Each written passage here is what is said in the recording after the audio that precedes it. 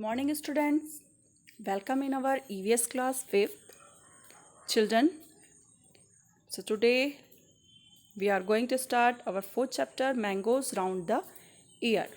Okay, तो हमने कल इस चैप्टर में क्या पढ़ा था बच्चों?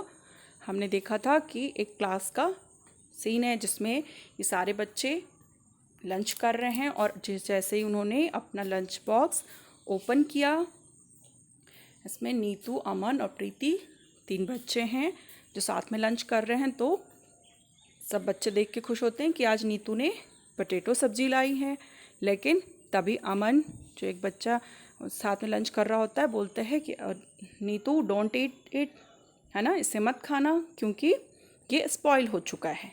तो बच्चों इस चैप्टर में हमें यही चीज़ें देखनी है कि हमारा फूड कैसे, हमारे जो फूड आइटम्स हैं वो कैसे स्पॉइल हो जाते हैं और हम कैसे उन्हें पहचानेंगे और कैसे हम उन्हें प्रिजर्व कर सकते हैं सम डेज़ के लिए या सम मंथ्स के लिए और 1 ईयर तक के लिए भी हम उन्हें अपने फूड आइटम्स को प्रिजर्व करते हैं। तो कौन कौन से तरीके से हम उन्हें प्रिजर्व कर सकते हैं, ठीक है बच्चों? तो इन बच्चों ने कैसे पहचाना कि उनका फूड स्पॉइल हो चुका है? कैसे बताया नीतू को दूसरे बच्चे ने? उसकी स्मेल के कारण, है ना। तो हम अपने स्पॉइल फूड को कैसे पहचानेंगे? Through it's smell and it's texture, है ना। वो दिखने में भी थोड़ा अलग दिखने लगता है और उससे एक अलग सी बुरी सी स्मेल आने लगती है, ठीक है। Now we see BG return the bread. So BG ने ब्रेड क्यों रिटर्न किया अब हम देखेंगे। अमन्स BG went to the market to buy bread. The shop was very crowded. The shopkeeper picked up a pocket of bread and gave it to Busy.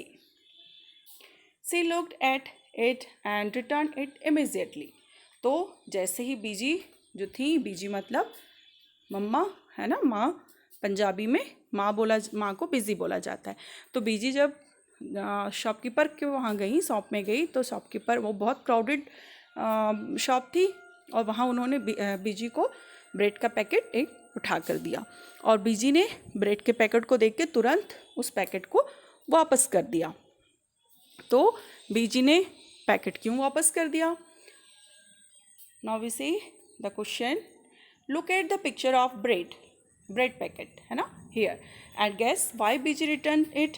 तो इस bread के पैकेट को ध्यान से देखिए और बताइए कि बीजी ने इस ब्रेड के पैकेट को क्यों वापस कर दिया था।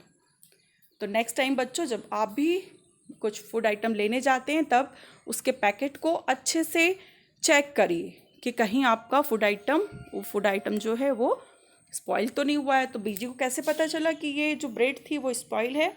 इन ब्लैक स्पॉट्स के कारण, ठीक है बच्चों। जो ब्लैक स्पॉट्स किसके कारण है? फंगस के कारण। फंगस होने से ही हमारा फूड जो है वो स्पॉइल हो जाता है और उसमें से स्मेल आने लगती है और जो फूड आइटम है वो थोड़ा देखने में भी खराब लगने लगता है। तो इसी के थ्रू बीजी ने इसे पहचाना और तुरंत वापस कर दिया, ठीक है बच्चों। How did she find that the bread had got spoiled. उन्होंने कैसे समझा होगा? तो उन्होंने इन स्पॉट को देखकर ही समझा कि खाना स्पॉइल हो चुका. The bread had got spoiled by this spots, dark spots. Okay, find out. Look carefully to 3 packets of food items.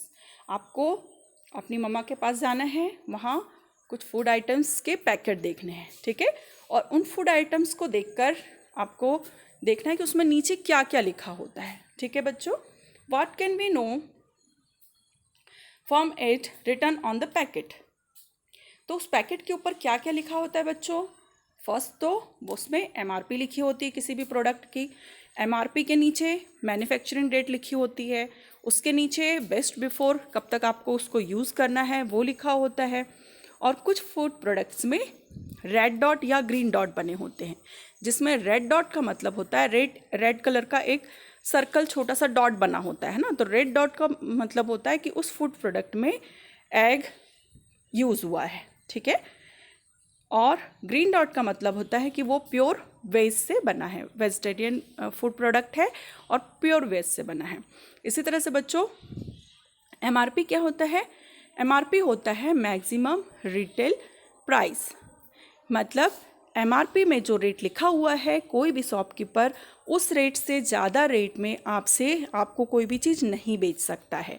तो बच्चों अब जब भी आप किसी शॉप में जाएं कुछ भी लेने के लिए और आप जो कॉस्ट आपको बोल रहा है शॉपकीपर, तो आप एमआरपी एक बार ज़रूर चेक कर लें कि कहीं वो आपसे एमआरपी से ज़्यादा पैसे तो नहीं ले रहा। ठीक है। इसी तरह से उसमें एमआरपी के नीचे लिखा होता है बच्चों मैन्युफैक्चरिंग डेट। मैन्युफैक्चरिंग डेट मतलब जिस डेट में कोई भी प्रोडक्ट बना है, अगर और उसके नीचे लिखा होता है best before 1 month, 2 months, 6 month और ईयर। कोई जितने टाइम के लिए वो बना है, जितने टाइम तक वो आप उसको यूज़ कर सकते हैं, वो टाइमिंग उसके नीचे लिखा होता है। उस टाइम के बाद अगर उस फूड प्रोडक्ट को आप यूज़ करेंगे तब वो आपके लिए हार्मफुल होगा, वो तब तक स्पॉइल हो चुका होगा। ठीक है बच्चों, तो ये आप लोग पैकेट आज ज़रूर चेक करेंगे अपने घर का और मुझे बताएंगे कि किस पैकेट में आपने एमआरपी किस किस पैकेट का देखा। ये मुझे आपको एमआरपी चेक करना आना चाहिए। आपका फूड प्रोडक्ट कब का है, उसकी मैन्युफैक्चरिंग डेट कब की है, ये भी आपको चेक करना आना चाहिए। तो आज सब अपने घर में फूड प्रोडक्ट्स के जो पैकेट हैं, सूजी का ले लीजिएगा या ऑयल का ले लीजिएगा, है ना, ऑयल पैकेट या सूजी पैकेट, आटा पैकेट, नमक का पैकेट, कुछ भी आप ले सकते हैं, शुगर का पैकेट। ओके, और मुझे फिर सेंड करेंगे ग्रुप में कि किस किस ने ये देखा है। Children, now we see the bread. तो ब्रेड में आपको ये डार्क स्पॉट क्लियरली दिखाई दे रहे हैं, जो किसके हैं? फंगस के हैं। ठीक है, तो इसी तरह से बच्चों आपको एक ब्रेड या रोटी ऐसे अपने घर में रखना है और उसको ऑब्जर्व करना है।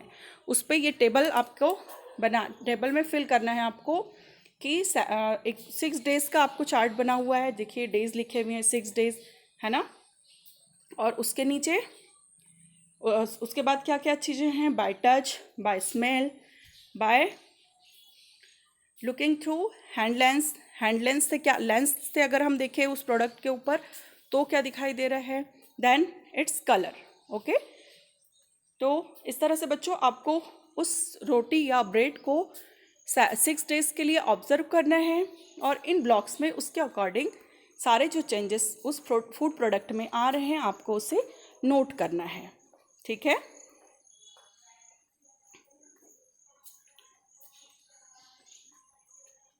given below are some food items and some simple methods by which these could be kept fresh for 1 or 2 days. Match the correct pairs. तो बच्चों जैसे मैंने आपको बताया था कि कुछ फूड आइटम्स को प्रिजर्व करने के लिए हम कुछ मेथड्स यूज़ करते हैं। Okay, so now we see food items: milk, cooked rice, green coriander and onion garlic. तो बच्चों इन सब चीज़ों को प्रिजर्व करने के लिए जनरली क्या किया जाता है? मिल्क को प्रिजर्व करने के लिए हम क्या करते हैं? मम्मा क्या करती हैं आपकी?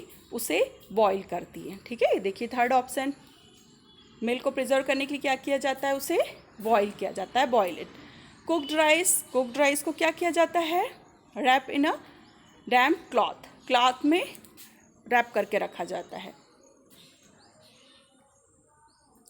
ग्रीन कोरिएंडर, है ना, ग्रीन कोरिएंडर को कैसे रखा जाता है? सॉरी कुक्ड राइस को क्या किया जाता है बच्चों?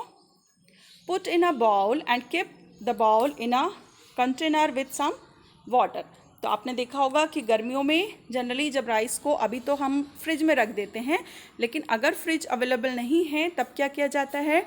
एक बाउल में राइस को रखकर फिर उसे पानी में, किसी कंटेनर में, थाली में पानी रखा जाता है और उस पानी में उस सब्जी के या राइस के, जो पका हुआ राइस है हमारा, जो उसका कटोरा, उसमें हम रख देते हैं। ठीक है, तो इस तरह से हम उसको प्रिजर्व कर रहे हैं।